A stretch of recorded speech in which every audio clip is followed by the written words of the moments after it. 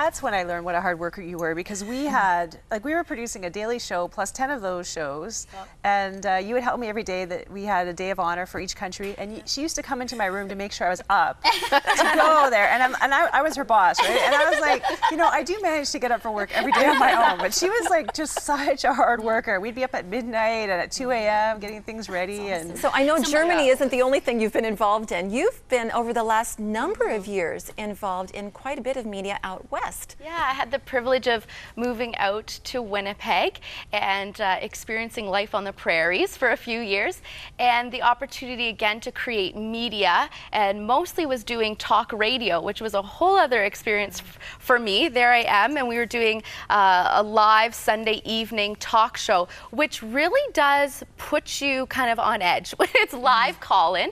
And what an amazing opportunity I had to field people's questions and a conversation about God. And it was on, the major station there in Winnipeg, and just such cool people that I got to interact with. And again, this idea that that media has the ability to impact people and to meet them where they are. Radio, TV, there's a lot of lonely people out there who are tuning in, and we became their friends on a Sunday night, which I know you girls are friends to a lot of people, and just the ability to create a platform, an open conversation about a living God. So does that compel you? I mean, I'm looking at you, you're beautiful, you're young. We have a lot of viewers that are young women going, what is my destiny and purpose? Where should I be grounded in? How do I begin? I mean, what would you say to them?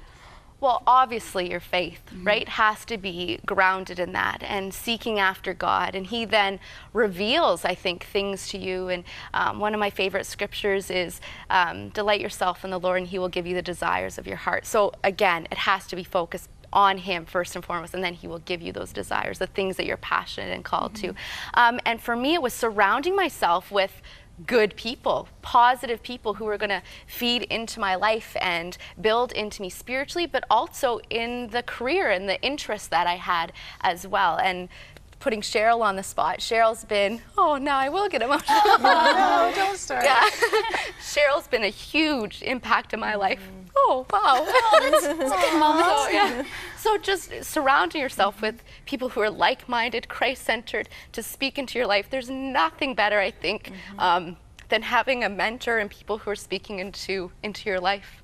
And that really goes into your new role here at Crossroads. You're able to now mentor young people as well, Melissa. Yeah, and I think that what a gift to then pass that on. And it's so important. It says in Titus 2 about older women that they should invest and into younger women. So and that would be Cheryl. Yeah. Cheryl's the older one. Just older.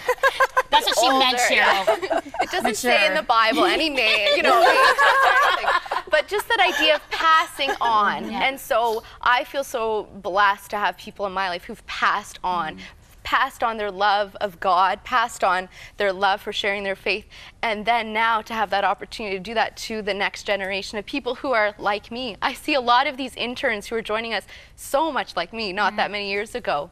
One of our focuses here really at Crossroads is helping the next generation, is investing in mentoring.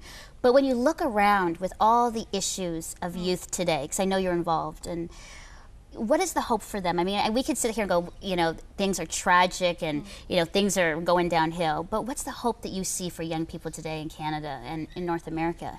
I really do believe people are looking for truth. They're looking for, something that they can stand firm on, something that's not the gray, but that there is a black and white. I really do think that our culture is moving towards more of that absolute truth. And so if we can have a group of people who are wanting to use media to tell the truth, to explore that and explain that in multiple different ways, what a great opportunity to do that.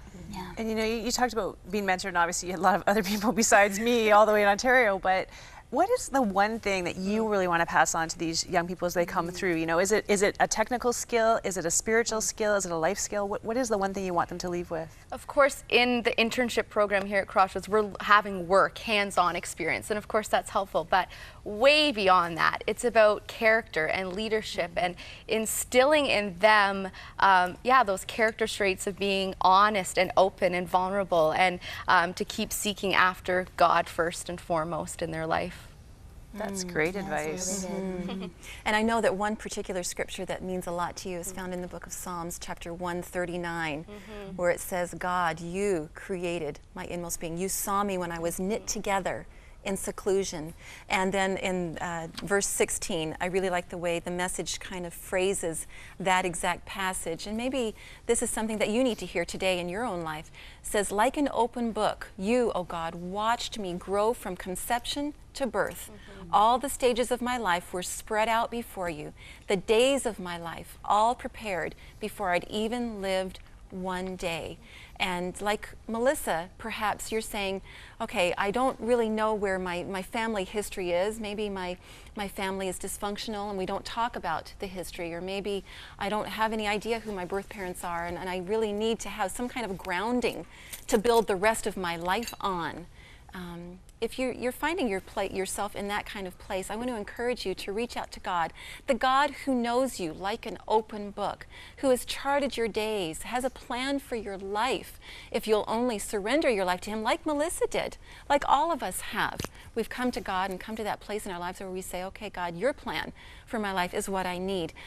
We'd love to pray with you if you'd like to start that journey today. I know our prayer partners are standing by. They're there even when we're not on the air, 24 hours a day, 7 days a week. There's someone there to answer the prayer lines.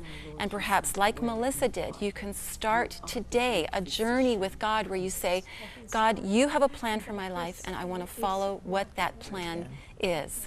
And so please give our prayer lines a call, because we would love to help you get started on that journey.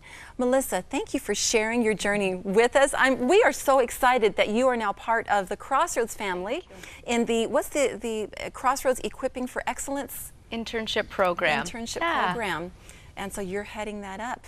So we will be praying for you and encouraging you.